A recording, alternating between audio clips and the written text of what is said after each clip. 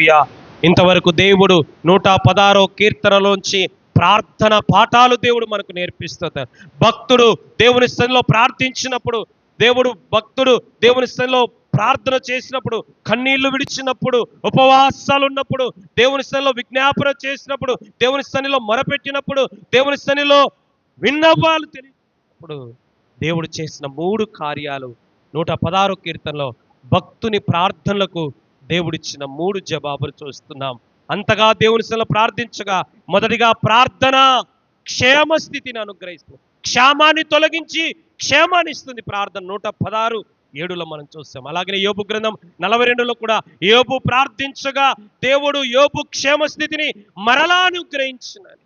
రెండవదిగా భక్తుడు ప్రార్థించినప్పుడు దేవుడు విశ్రాంతి జీవితాన్ని, ప్రశాంతత అనుభవాన్ని 116:7 చూస్తాం. పేతురు చనిపోతాడని తెలిసి కూడా అంత ప్రశాంతంగా నిద్రపోవడానికి కారణం సంఘము అత్యాశక్తితో ప్రార్థించాలి.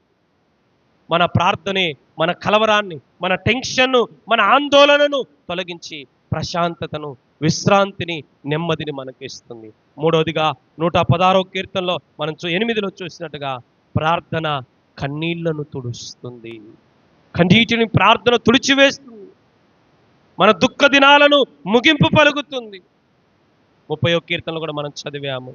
రాత్రంతయు ఏడ్పున్నాను, తెల్లవార్తని సంతోష. ప్రభువా, నేను కూడా ప్రార్థిస్తున్నాను ఆయన. నా వ్యక్తిగత ప్రార్థన ద్వారా, నేను చేసే కుటుంబ ప్రార్థన ద్వారా, నేను చేసే సంఘ ప్రార్థన ద్వారా నా జీవితంలో నా క్షేమాన్ని తొలగించి క్షేమాన్ని అనుగ్రహించిన ఆయన. నా జీవితంలో నైనా అశాంతిని, నైనా కలవరాన్ని, టెన్షన్ తొలగించి ప్రశాంతతను, నెమ్మదిని, విశ్రాంతిని ఉన్నాయి.